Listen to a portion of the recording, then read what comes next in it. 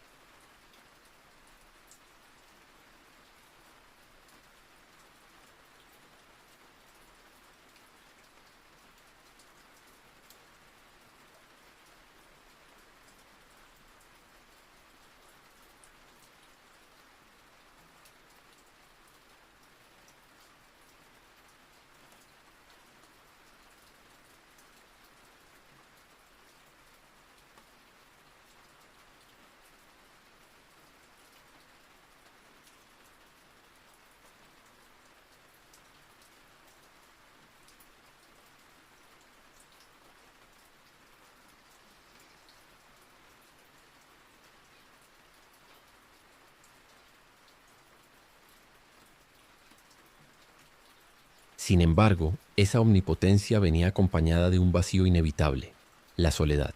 ¿Cómo relacionarse de manera sincera con los mortales cuando se es venerado como un dios? El faraón vivía en un plano distinto, rodeado de cortesanos que lo reverenciaban, pero que rara vez se acercaban a él como a un ser humano. Su vida era una existencia en aislamiento, donde incluso las emociones quedaban subordinadas a su papel divino. Esa condición se extendía a todos los aspectos de su existencia, desde el nacimiento, que a menudo se presentaba como resultado de una concepción milagrosa bendecida por los dioses, hasta su muerte, que se entendía no como un final, sino como un tránsito hacia una forma superior de ser. Incluso su salud personal era asunto de estado, pues la enfermedad del faraón no solo era señal de debilidad física, sino que se interpretaba como un síntoma de desorden en el propio Ma'at, como si el universo entero se tambaleara ante su fragilidad.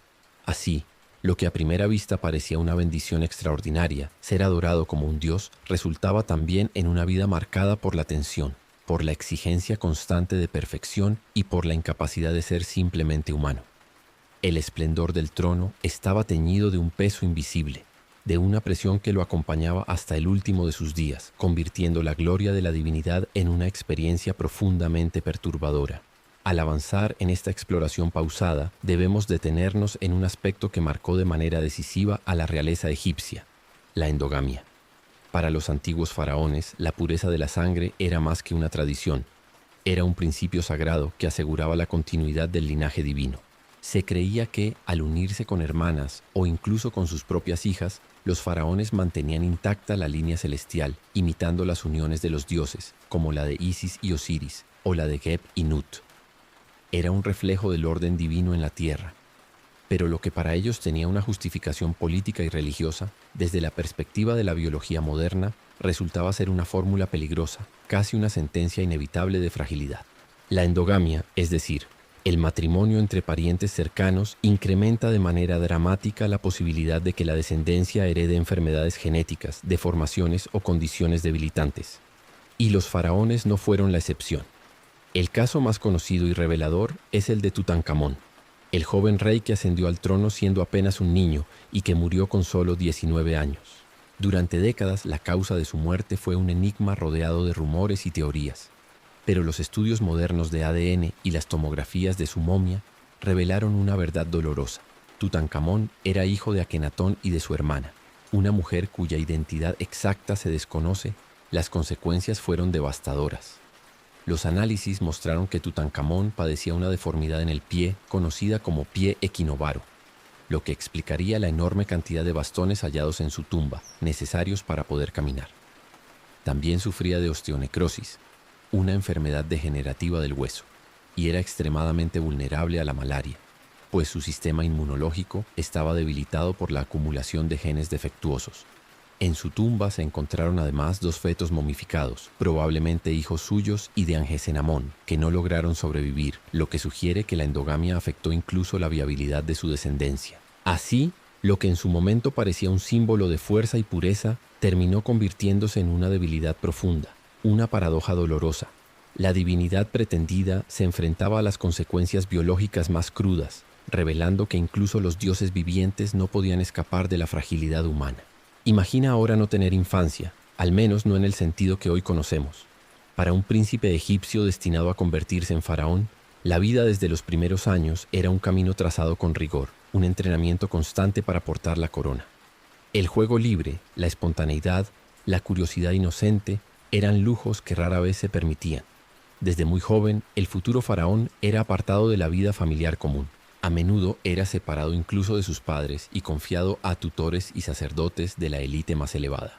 Ellos eran los encargados de moldearlo, de enseñarle no solo a leer y escribir, sino a comprender los ciclos del cielo mediante la astronomía, a dominar las matemáticas necesarias para levantar templos y pirámides, a conocer la historia de los ancestros y a memorizar interminables textos sagrados. Cada gesto, cada palabra, cada lección formaba parte de un plan preparar a un ser humano para transformarlo en un Dios viviente. Pero la educación no era únicamente intelectual. Desde la infancia, el príncipe debía aprender a manejar el arco, la lanza y los carros de guerra. Se esperaba que fuera un guerrero valiente, capaz de liderar ejércitos, de expandir fronteras y de defender al pueblo de Egipto. Su cuerpo debía reflejar fuerza, vigor y disciplina, pues todo eso era también una manifestación visible de su divinidad. Quizá lo más inquietante de esta formación no eran las exigencias académicas o militares, sino el aislamiento.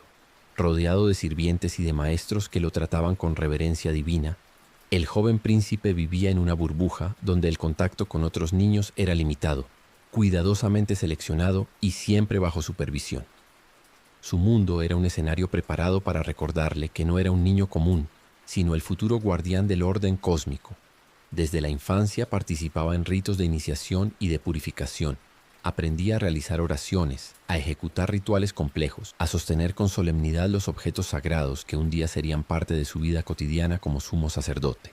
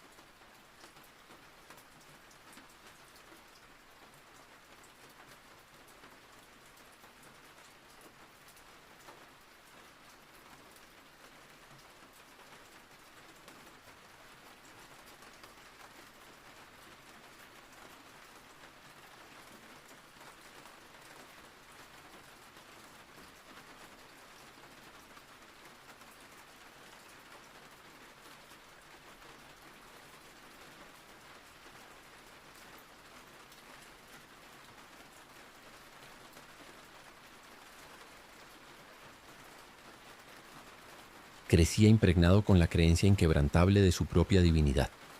Esa educación, diseñada para forjar un rey Dios, sacrificaba en silencio la parte más humana del niño, alejándolo poco a poco de la vida común y acercándolo a un destino lleno de poder, pero también de soledad.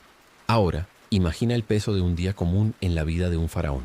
Antes de que el sol asome por el horizonte y encienda el desierto de tonos dorados, los sacerdotes ya han purificado los templos, el agua se ha bendecido, el incienso comienza a elevar sus columnas delicadas, y todo se dispone para la primera gran ceremonia. El faraón, aún en la penumbra de la madrugada, debe someterse a rituales de limpieza estrictos, a ungüentos aromáticos que consagran su piel, a vestiduras elegidas con precisión simbólica, lino claro, joyas con amuletos protectores, coronas que pesan no solo por su metal, sino por su significado. Cada prenda, cada color, cada piedra responde a una intención sagrada. A continuación le esperan ofrendas solemnes a los dioses. Pan, cerveza, aceites, perfumes, flores de loto dispuestas como si fueran un rezo silencioso. Todo debe ejecutarse con exactitud ceremonial, porque el gesto correcto no es solo protocolo, es una manera de sostener el equilibrio del mundo. Los sacerdotes recitan himnos largos y el faraón, con la respiración aquietada, responde con oraciones que ha memorizado desde la juventud. Y así, cuando por fin el sol emerge, el rey Dios cumple con la primera gran tarea del día: asegurar que la luz regrese, que la rueda cósmica siga girando. Tras los ritos llega el gobierno práctico, que no por invisible deja de ser pesado. Audiencias, firmas de decretos, escuchas de disputas entre nobles, vigilancia de obras y canales, instrucciones a visires y escribas, control de tributos, grano y ganado. A veces la jornada se divide en pequeños tramos de respiración, pero rara vez existe el descanso verdadero. En cada sala, figuras expectantes lo miran con una mezcla de devoción y temor. Nadie desea hacer la grieta en el mat. Un gesto ambiguo, una palabra mal escogida y el rumor corre. El rey está inquieto. El rey ha dudado. Hasta el silencio es una decisión. Y todavía falta la tarde con sus rituales de clausura, los oráculos consultados, los presagios que deben interpretarse con escrupuloso cuidado. Luego, ya de noche, quizá llegue un momento íntimo, pero nunca del todo libre. El cuerpo cansado del faraón convive con el peso de las insignias que, aunque reposen sobre una mesa, parecen seguir aferradas a sus hombros. Dormir para él no es desconectar, sino sostener en sueños el orden del universo. Bajo el brillo de los ornamentos, el cuerpo del faraón también sufría. La vida palaciega, lejos de ser únicamente comodidad, estaba atravesada por dolencias silenciosas. El pan diario, hecho con harinas que contenían pequeñas partículas de arena por el molido en piedra, desgastaba los dientes con un lento esmerilado, provocando caries y dolores que podían volverse crónicos. La dieta, que combinaba panes, cerveza, cebollas, dátiles, pescado y aves, no siempre prevenía deficiencias. Y pese a los ungüentos fragantes y los cosméticos protectores como el col, era difícil escapar a infecciones oculares, a irritaciones de la piel, a parásitos que viajaban con el agua del río. Los médicos de la corte, sabios en su tiempo, recurrían a remedios hechos de plantas, minerales y rituales. Algunas mezclas aliviaban, otras apenas calmaban por momentos, y otras, sin saberlo, podían empeorar el mal. Imagina el contraste. Un ser considerado divino, rodeado de alabastros y oro, sujetándose el rostro con las manos por un dolor de muelas que late como un tambor. Un dios en la tierra con el estómago revuelto por un parásito diminuto. Un rey que necesita apoyarse discretamente en un bastón para atravesar un patio repleto de súbditos que esperan verlo invencible. La enfermedad, además, no era solo un asunto físico. Tenía implicaciones simbólicas. Una fiebre podía interpretarse como advertencia de los dioses, un brote en la piel como señal de desequilibrio. Se multiplicaban entonces las plegarias, los baños rituales, las noches de vigilia. Y aunque su lecho fuera amplio y perfumado, el faraón sabía que si su salud flaqueaba, el murmullo en los corredores del palacio crecería como viento levantando arena. La fragilidad del cuerpo en él nunca era privada. Era un espejo donde el reino entero creía ver su destino.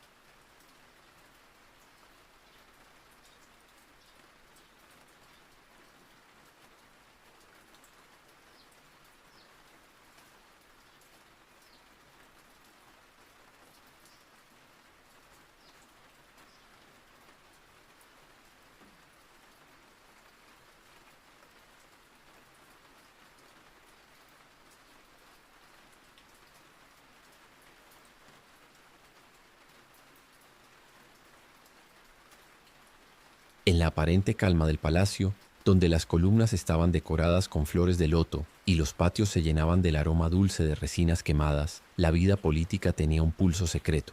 No era un espacio de simple descanso ni un refugio perfecto de mármoles y oro. El corazón del poder era un entramado delicado de alianzas y recelos. En los corredores de piedra, en los salones donde brillaban los espejos de cobre y los abanicos de plumas movían el aire con suavidad, los susurros podían ser más peligrosos que las espadas. El faraón debía escuchar siempre con atención. Un gesto demasiado breve, una inclinación de cabeza, un silencio inesperado podían revelar más que un discurso entero. Los generales al presentarse prometían fidelidad, pero en sus miradas podía esconderse la ambición. Los sacerdotes, vestidos de lino blanco, afirmaban actuar en nombre de los dioses, pero su poder creciente a veces los convertía en rivales silenciosos. Incluso los escribas, que parecían simples guardianes de palabras, podían convertirse en depositarios de secretos que inclinaban el destino de un reino. Cada banquete era un tablero de estrategia. Entre copas de vino y platos de dátiles, cada palabra debía ser medida, cada sonrisa cuidadosamente ensayada. El faraón sabía que un aliado podía transformarse en enemigo de un día para otro, y que los mismos que le ofrecían alabanzas podían conspirar en la penumbra. La corte, que en apariencia era un lugar de celebraciones, en realidad era un escenario donde la tensión nunca desaparecía, donde la confianza era un lujo casi imposible. En esas noches de incertidumbre, cuando el palacio parecía dormido y solo las antorchas parpadeaban contra las paredes de piedra, el faraón caminaba en silencio por los pasillos. Sus pasos resonaban como un eco de soledad. Allí, entre sombras, comprendía que su mayor amenaza no siempre llegaba de ejércitos extranjeros, sino de los corazones cercanos, de los mismos que se inclinaban ante él en el día. La corona, brillante y solemne, era también un recordatorio constante de que la traición podía germinar en cualquier esquina del palacio.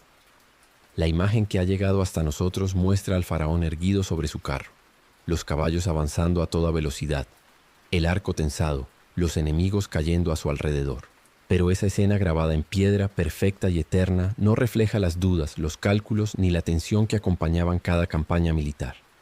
Cuando el reino necesitaba defender sus fronteras o expandir sus dominios, el faraón no solo debía mostrarse como un guerrero invencible, también tenía que ser estratega, logístico y guía espiritual. Antes de que la primera lanza brillara bajo el sol, había que organizar los graneros, asegurar agua suficiente para las tropas, calcular distancias y prever rutas en medio del desierto. Un error en la administración podía ser tan fatal como una derrota en el campo de batalla. La marcha era larga. El calor del sol golpeaba sin piedad. El viento levantaba nubes de arena que cegaban y desgastaban a hombres y animales. El faraón, aún rodeado de estandartes, sentía el mismo cansancio que sus soldados. Aunque los relieves lo mostrasen siempre en triunfo, él conocía la incertidumbre de las noches previas al combate, cuando la oscuridad caía sobre el campamento y el silencio era interrumpido por rezos y susurros. Y después, al llegar la batalla, el caos, gritos, polvo, choques metálicos, cuerpos cayendo. El faraón debía permanecer firme, sosteniendo no solo el ánimo de su ejército, sino también la imagen de un dios que no vacila. Cualquier titubeo podía quebrar la moral de miles de hombres. El triunfo, una vez alcanzado, debía grabarse en la piedra, inmortalizarse en los muros de los templos, aunque en el fondo, tras la máscara de la victoria, permanecieran en la memoria los rostros de los caídos, los capitanes que no regresaron, las pérdidas que ninguna inscripción podía borrar. La guerra, además, tenía consecuencias que regresaban con ellos. El prestigio ganado podía despertar envidias, y las derrotas podían alimentar rumores en la corte. La espada entonces no siempre se guardaba tras el combate. La lucha continuaba en los pasillos, en las intrigas, en las conversaciones veladas que definían quién conservaba la confianza del rey y quién se acercaba demasiado a la sombra de la traición. A la exigencia de gobernar y guerrear se añadía otra carga monumental: construir para los dioses y para la eternidad. Los templos no eran solo lugares de culto, eran la materialización del vínculo entre lo humano y lo divino. Cada obelisco erguido, cada estatua colosal, cada avenida de esfinges era un recordatorio tangible de que el faraón mantenía la unión del cielo y la tierra. Para lograrlo, era necesario movilizar a miles de trabajadores. Desde las canteras, donde los hombres golpeaban con cinceles y martillos bajo el sol ardiente, hasta las orillas del Nilo, donde enormes bloques de piedra eran transportados sobre barcas reforzadas, todo formaba parte de una maquinaria inmensa y precisa. Ingenieros, arquitectos, escribas, sacerdotes y obreros trabajaban al unísono para cumplir con la visión del faraón. Y él, como garante del orden, debía supervisar, decidir, aprobar y, sobre todo, responsabilizarse de que cada obra estuviera impregnada del sentido sagrado que justificaba tanto esfuerzo. Construir era también un acto de fe personal. El faraón debía encargar su propia tumba, ese espacio secreto en el Valle de los Reyes o en complejos ocultos de la arena. Desde el primer día de su reinado, esa construcción lo acompañaba como una sombra inevitable. Cada pasillo diseñado, cada cámara decorada con pinturas y conjuros, cada amuleto enterrado con él, tenía un propósito: asegurar que su alma pudiera viajar segura hacia el más allá. Pero esa certeza venía acompañada de un miedo constante, porque el faraón sabía que, por más alta que fuera la pared, por más pesada que fuera la puerta, siempre existía el riesgo de que manos codiciosas violaran su descanso.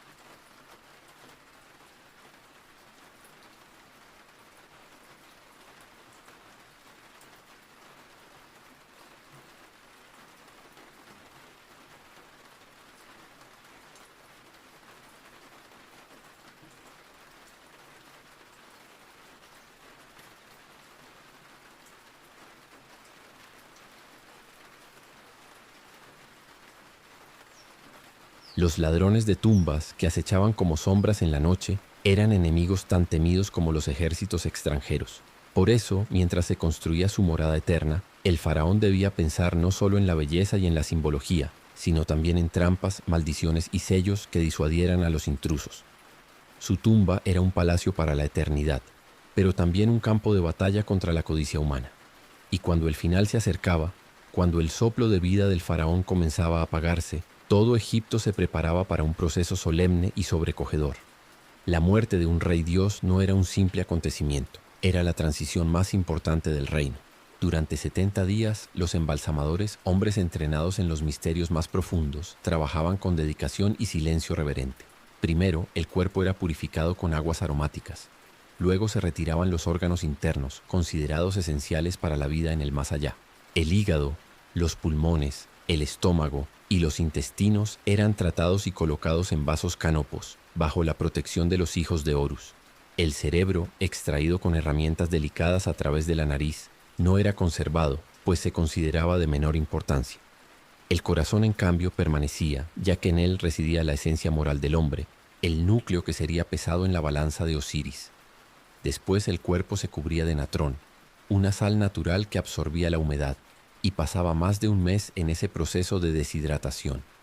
Una vez seco, era rellenado con lino, resinas y perfumes para restaurar su forma. Finalmente se procedía a envolverlo cuidadosamente con largas tiras de tela, intercalando amuletos y rezos en cada capa. Cada venda era como una plegaria, cada nudo un conjuro de protección. Al terminar, el faraón, transformado en momia, estaba listo para emprender el viaje hacia el más allá. Su tumba, preparada durante años, lo recibía con ofrendas de pan, cerveza, vino, aceites, joyas, armas y figurillas de Usheptis que, según la creencia, cobrarían vida para servirle en la otra existencia. Las paredes de la tumba estaban cubiertas de inscripciones, fórmulas mágicas, conjuros del libro de los muertos, instrucciones precisas para atravesar las puertas del inframundo y enfrentar a criaturas que acechaban en la oscuridad. Y en el centro de todo aguardaba la prueba suprema, el pesaje del corazón contra la pluma de Maat. Si su corazón era ligero, alcanzaría la eternidad. Si era pesado por sus faltas, sería devorado por la monstruosa Amit, condenando su alma a la desaparición. Incluso en la muerte el faraón cargaba con la responsabilidad de mantener el equilibrio del cosmos. Pero incluso antes de que la tumba se sellara, ya podía comenzar la tormenta de la sucesión, porque asegurar el futuro del trono era una de las preocupaciones más grandes del faraón. La gran esposa real, la principal consorte, tenía el privilegio de colocar a su hijo como heredero legítimo. Sin embargo, las esposas secundarias, muchas de ellas princesas extranjeras entregadas en matrimonio por razones políticas, también aspiraban a colocar a sus descendientes en la línea sucesoria. El harén real, que a menudo se imagina como un lugar de placer y lujo, en realidad era un espacio cargado de tensión. Entre perfumes, joyas y seda se gestaban alianzas, rivalidades y conspiraciones. Cada madre luchaba silenciosamente por el futuro de su hijo, y cada mirada podía contener una estrategia oculta. Los eunucos, guardianes del harén, vigilaban con celo, pero también eran testigos de intrigas que podían alterar el curso de la historia. La sucesión no era una transición pacífica. Con frecuencia, la muerte del faraón dejaba tras de sí un vacío que se llenaba con intrigas, exilios, destierros o incluso asesinatos. Un príncipe podía ser apartado, relegado a un templo o desaparecer sin dejar rastro. Y todo ello sucedía en un ambiente en el que la estabilidad del reino dependía de que el nuevo faraón fuera reconocido rápidamente por nobles, sacerdotes y ejército. El peso de la descendencia divina se volvía entonces una cadena. Cada nacimiento era celebrado como bendición, pero al mismo tiempo se convertía en pieza de un juego de poder que podía decidir la estabilidad de todo Egipto. La paternidad para el faraón no era un asunto íntimo, sino una cuestión política de proporciones cósmicas.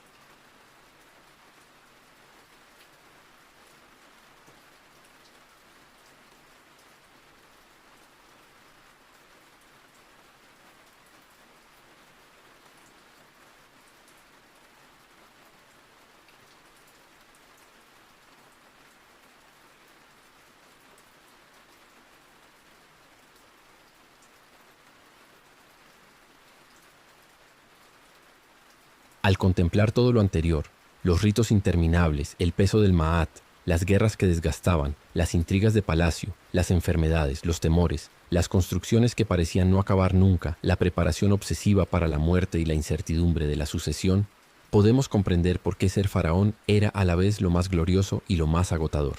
La corona dorada brillaba con intensidad bajo el sol del desierto, pero cada destello ocultaba un precio silencioso, la pérdida de libertad, de intimidad, de simpleza humana. Ser adorado como un dios no era vivir en la comodidad perpetua, era vigilar día y noche que el universo no se quebrara. Era aceptar que cada movimiento propio podía afectar la suerte de millones. El faraón era un pilar sobre el cual descansaba el mundo, y ese mundo podía volverse un peso insoportable. Y sin embargo, bajo esa carga permanecía la humanidad. En los pasillos solitarios del palacio, en las noches en que el desierto se enfriaba y el viento soplaba como un lamento antiguo, el faraón respiraba como cualquier otro hombre. Quizá anhelaba una infancia que nunca tuvo, o la risa espontánea de alguien que lo tratara sin reverencia. Tal vez en la intimidad de sus pensamientos deseaba dejar por un instante la máscara de la divinidad y simplemente ser. Esa es la paradoja que lo acompaña. Ser considerado eterno pero sentirse frágil. Tener el poder absoluto pero vivir temiendo las intrigas. Gobernar vastos territorios, pero ser prisionero de un papel que nunca le permitía descansar. Y es allí donde la figura del faraón se vuelve aún más fascinante. Detrás del oro había un corazón cansado.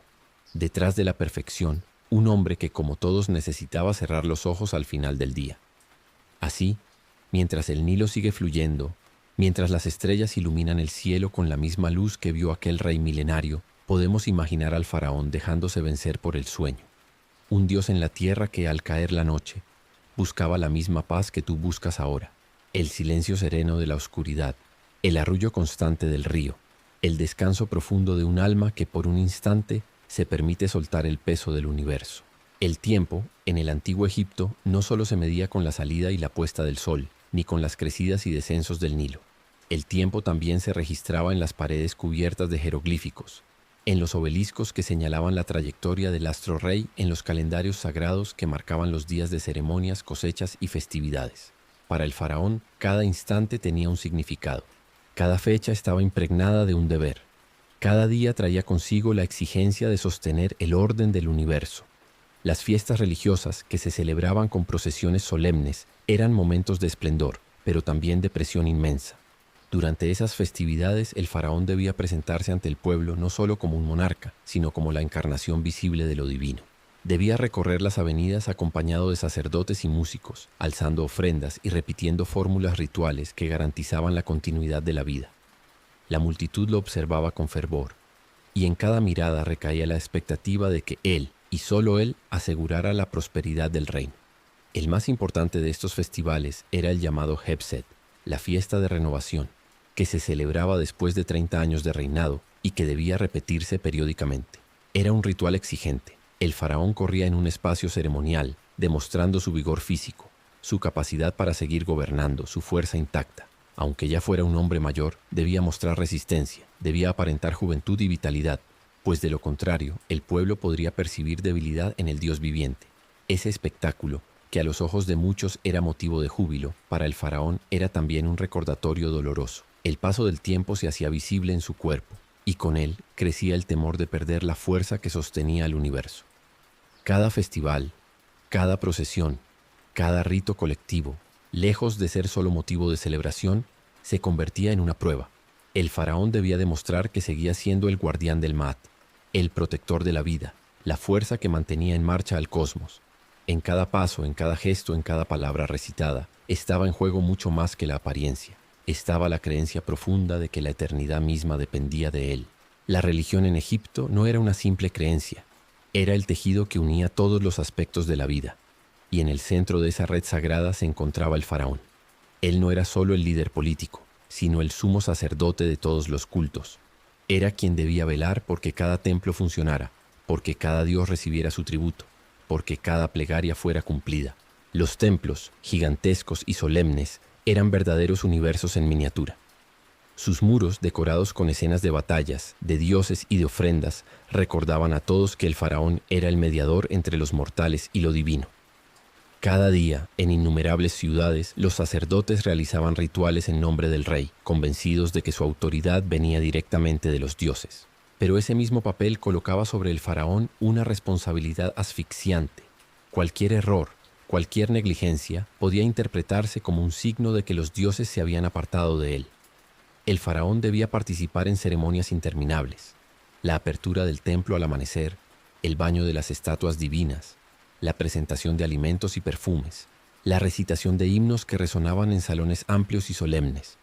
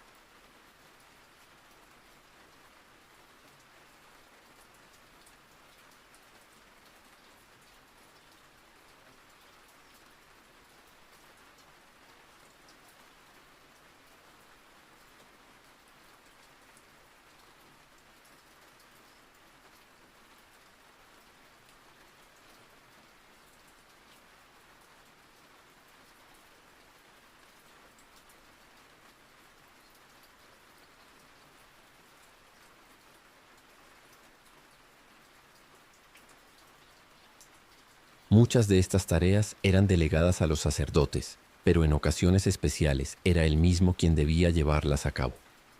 Incluso cuando su cuerpo estaba cansado, incluso si la enfermedad lo debilitaba, debía alzarse con dignidad y pronunciar palabras que sostenían el orden cósmico. La religión, más que un refugio espiritual, era una cadena dorada que lo mantenía atado a un deber eterno.